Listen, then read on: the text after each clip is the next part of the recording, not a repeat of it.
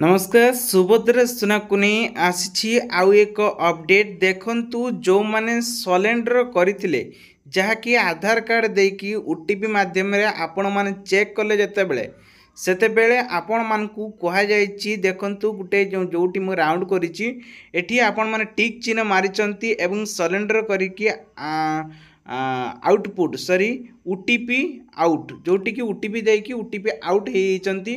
तेणु करके आपण मैंने ये लिस्ट रे हटि जाइछंती जहाँकि आम गाँव रे मुखिया सहित मुझे डिस्कसन कली जहाँफल कि सेठी जना पड़ा जे कि जो मैंने योग्य थिले सेठी अजाणतर ओटीपी देकी हटि जाइछंती तेणु करी से माने योग्य अछंती एप्लाई करि नहांती आउ जो माने सब योग्य किंबा अयोग्य एठी अछंती तो सेई माने ही एठी सलेंडर करिकी ओटीपी साहाय्य निजु निज हटेबार थिला तो एवटू आपण मैंने चिंता करुवे ताहले आमको कौन करिवार थिला आ कौन करिबा तो सेतिपाई पुणी एबे आवेदन करिपारिबे कि नाही आसीची एक नुआ अपडेट ए वीडियो माध्यम रे संपूर्ण डिटेल्स कहबी चलते वीडियो प्रथम तो देखि रखबा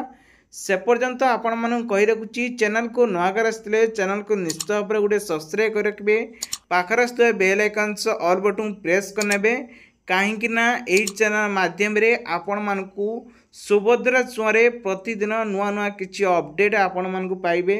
जहाँकि भेराइटी अपडेट मिलिबो देखंतु प्रति यूट्यूबर भाई माने किसी नुआ नुआ सब अपडेट दउचंदी से बेले मो चैनल मध्य किसी अपडेट पाइबे तो डेरी न करके आम वीडियो ऊपर को जीवा आपण माने निश्चित चैनल गोटे लाइक करदे चलतु वीडियो उपर जे संपूर्ण खबर जानिबा सुभद्रा सुना को नहीं आउ एक नुआ अपडेट आपण सामना को आसीगला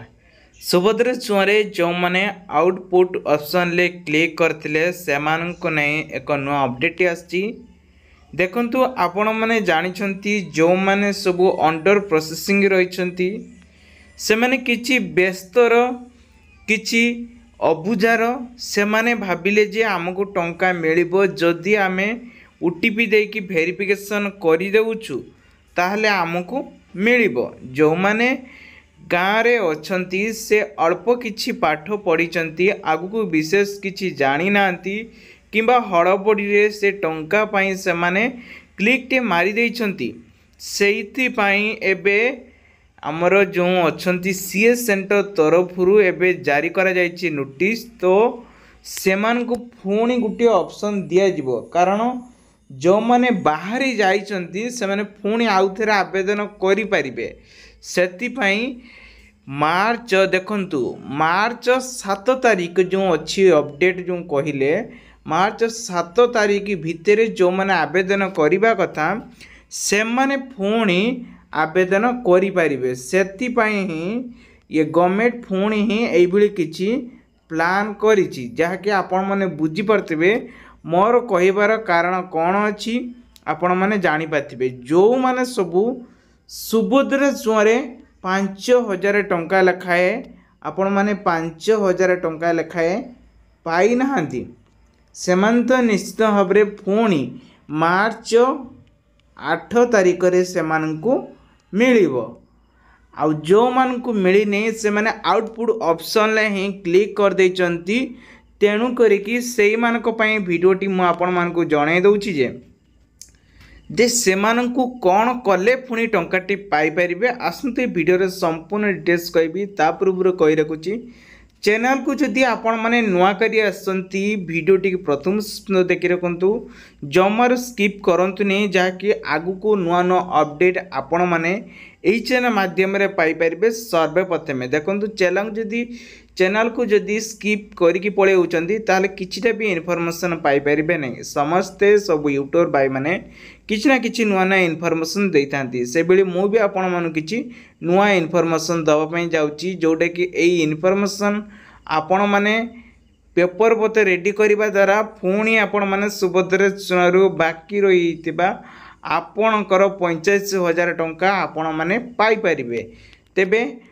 सेतिपई आपणकू आम चैनल को जारी रहंतु देखंतु सर्वप्रथमे आपण माने ऑफिशियल साइट को जाइक मध्य सब चेक करि परिबे जहाँकि आपण माने देखि पारथिबे ଆପଣଙ୍କ ସାମ୍ନାରେ ତ ଏଇଭଳି କିଛି ଅପସନ୍ ରହିବ। ଆବେଦନ ସ୍ଥିତି ଉପରେ ଆପଣମାନେ କ୍ଲିକ୍ କରୁଛନ୍ତି।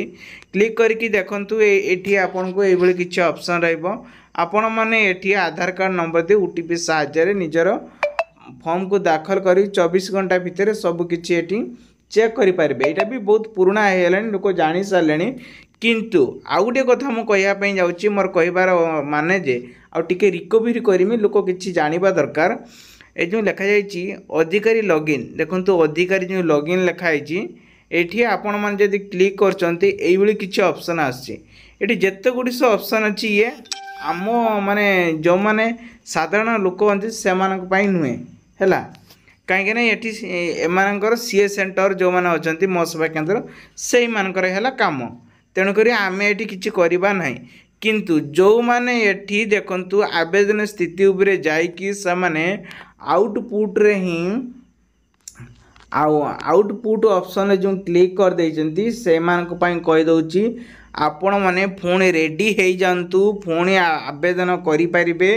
କାରଣ ମାର୍ଚ୍ଚ 7 ତାରିଖ ଦିନ ସମସ୍ତେ ପୁଣି ଆବେଦନ କରିପାରିବେ। ମୁଁ କହୁଛି ଏଇଟା ଆବେଦନ ହେଇପାରିବ, ଯେହେତୁ ଆମକୁ ବାହାର କରିଦେଲେ ଆମେ କାହିଁକି ଆଉଥରେ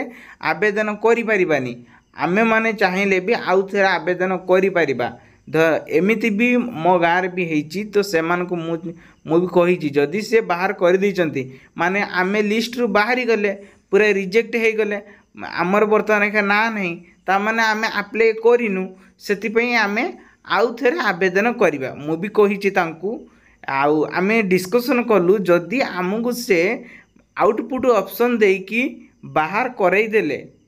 ମାନେ ସିଏ ତ ଥିଲେ ଯେଉଁମାନେ ଅଯୋଗ୍ୟ ଥିଲେ ସେମାନେ ନିଜକୁ ନିଜ ସେଠି ସରେଣ୍ଡର କରିକି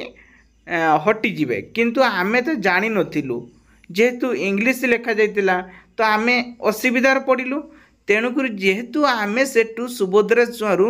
ବାହାରି ଗଲୁ, ତେଣୁକରି ଆମେ ଏଇଖା ଯୋଗ୍ୟ ଅଛୁ, ଆମେ ପୁଣି ଆବେଦନ କରିବା।